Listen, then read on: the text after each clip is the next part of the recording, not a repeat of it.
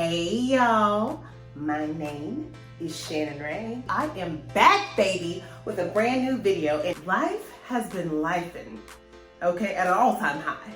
But the good news is that God is still out here godding at an all-time high. All right, up top.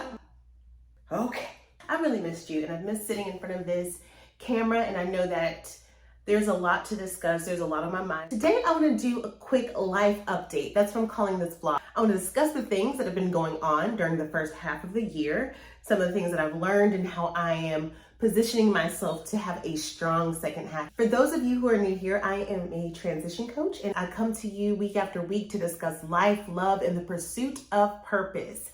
If you are interested in that sort of thing, if you want to be a part of a community that's about positivity and growth and honesty and transparency, then I would highly suggest you hit that like and subscribe button, okay? I'm here for you. And I want to appreciate all of you that have been here for me, especially over these last few months. Let's get into it. Okay, I was just kidding, because real quick question, and this is important, this is serious.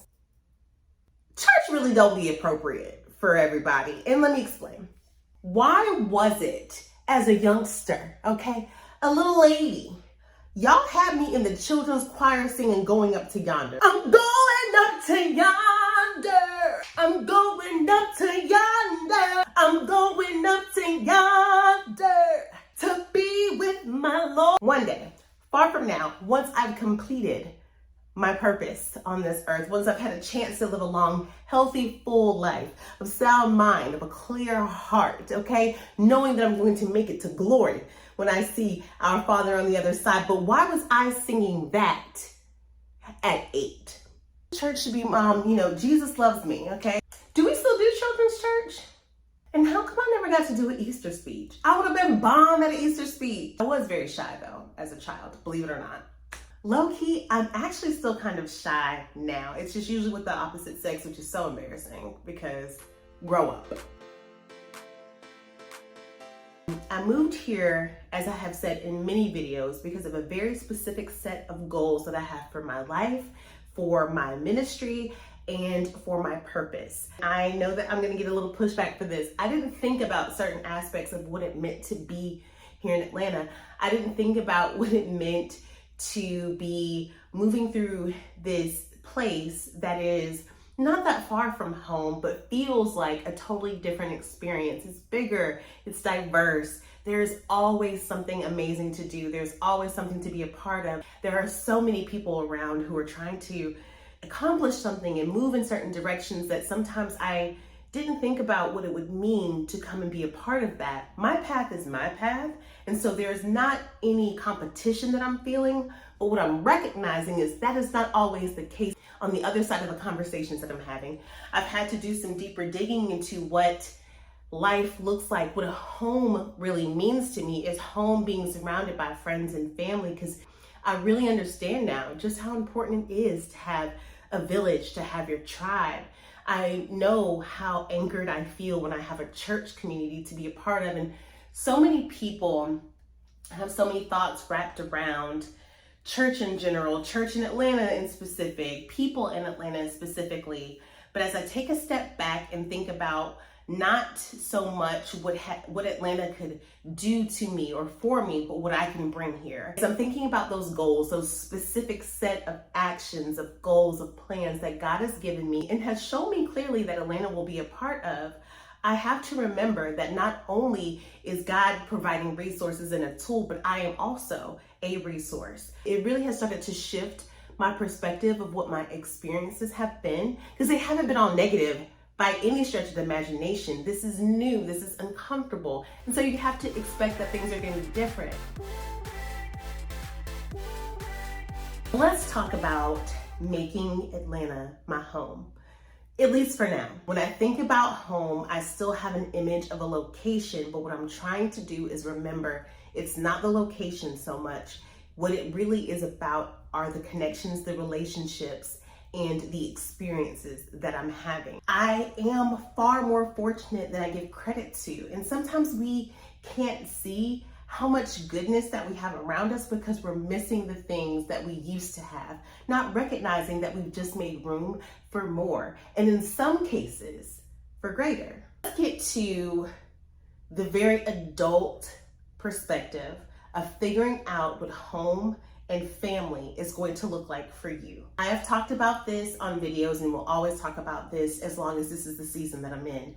I feel that one of the things that we have to do is get real about what our dreams are, our true desires, and where they come from, with things that we can stand to live without should they not come true, and when things we simply can't. If I'm honest with myself, I experience a lot of fulfillment through things like this.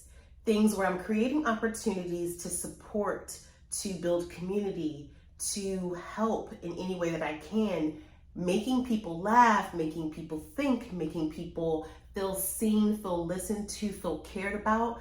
That is where my gift lies. I want to encourage people above all of the other things. When I think about what family is, my desire for family comes from my desire to love people. If I'm still putting myself in a position to love people, can I let go of what the dream family looked like in order to embrace what God is trying to build through me? I went to the fertility clinic and I went and had my diagnostic done. I had an AMH test done, and for those who are unfamiliar with what I'm talking about, that's the blood test that they run to see where your levels are, to see how fertile you are, to see what your windows kind of look like. I then went on and had an ultrasound done. And real quick, can we just, most of my viewers are women, and if you're not, if you're a man and you want to scroll by real quick, feel free to do so, because I just want to talk about my trauma. I want to talk to you, okay? As a woman, I have never had an ultrasound before. On TV, they put something that looks like jelly or gel on your belly, and then they take the little wand or whatever, and they're rubbing your stomach, and they're looking up what's up in there. Most that I have in my belly is like a couple of Baja fish tacos. I wasn't expecting the ultrasound to be such an intimate moment, okay? Because they were looking for things specific, like your eggs. They have to go inside to look at that. Look inside, go inside and look around. You know what I'm saying? You know, no one told me that. No one told me that. No one told me. I got good news, is what I'm gonna say, for the protection of myself. But with that news came two prevailing thoughts. The first, God really is still God. His timing, really the only timing that matters. What God says is the only thing that matters. My age tells you that you're supposed to see a certain level in my blood and a certain amount of eggs, but God has preserved something very specific for me, despite what my age is supposed to tell you, what my body is saying to you. God is preserving me. I don't know why that makes me emotional, but it does. It will happen. It will happen is all I kept hearing over and over and over as we started going over my results and talking about next steps. It will happen. There's a little bit of pressure they want to put on you, because they're like, oh, this is so good. This window could put you in a position to make sure you have this many eggs reserved, and so you have all this time. We can put the rest in storage, and you can just pay the storage fee each year, and all of these different things. And when they started talking about it, I was getting excited, like, oh yes, let's take everything. I can just hold on to them, and you'll make sure they're okay until the time is right, until I either meet the person or I don't. And then I kept thinking about that, or I don't. What happens if you don't? What happens to those eggs? Do you donate them? Do you give them away? Like all of these things that I just didn't have a chance to ever really dive into before. And as I'm thinking about them, as I'm going to God in petition and in prayer, He keeps telling me it will happen, how it's supposed to happen. You can't worry about the when, just focus on the when. And I hope you understand what I mean by that. God is promising to me that the love of family that I seek, that I have, that I want to expand upon, will happen. That's the when. The last thing I need to be worrying about is the timing of it. When will it happen? God has already got it. When you come to this fertility journey, you need to understand that there's going to be choices to make every step of the way. There is a need for real support as you're walking through that. I remember having this conversation with my sis when we were at the Janet Jackson concert, and she kept asking me if I felt like I had the support I needed to make the next steps happen for this fertility journey. Did I feel like I was grounded enough? Did I feel like I was anchored enough mentally? Was I ready for the hormones? Ready for the idea of what I was about to do? Was I ready for opening up the possibilities or closing the possibilities in the ways that you have to when you're making this choice? Although it's extremely expensive, I got fortunate and have some good insurance, but there are some people who would love to be in this seat. Just in the same token, there are seats that I long for. For me, taking the rest of this year, which I understand in and of itself is a luxury, but being that I am in a fortunate position does not mean that I'm gonna rush to make a decision. I trust God's conviction, I trust God's confirmation, and so I am still walking in that path. What that led me to was a feeling of freedom of understanding that God has my best interest at heart. And so if I am able to see that through the eyes of what's happening in my fertility journey, then I could also see it through the dating lens. I'm only going to talk about this briefly because dating exhausts me. Not because it's not fun, but because I realize that I'm going to have to do it in a different way, and who wants to do that? And although sometimes I don't want to talk about dating too much because I don't want that to be the thing that I focus on in my YouTube or social media channels. I want to focus on the beauty of life. I want to focus on how you can really triumph through transitions. I want to focus on how things that are thrown at you aren't always meant to knock you out, but maybe knock you into where you're supposed to be. When it comes to dating, I understand that I have to approach it differently, not only because I'm in a different city, but because I'm in a different season. And what that means is that I've had to open myself up to some concepts that I hadn't thought about before. What I love so much about being a transition coach myself is that I am quite literally a tool, a resource for you to use in order to either solve a problem or figure out the best next steps to get to where you want to go. By that same token, I want to utilize the resources that are available for me as well. And so in talking with this dating coach, not only did he not center what I was looking for, he centered why I am the way that I am, which is so unique to what I've seen on social media, so unique to the way I've sat in other rooms with other folks who are dating. Are you dating based off of what you hope not to get again, or are you dating for your season? Are you dating for the life you want to live? He said it so plainly, but it was so deep.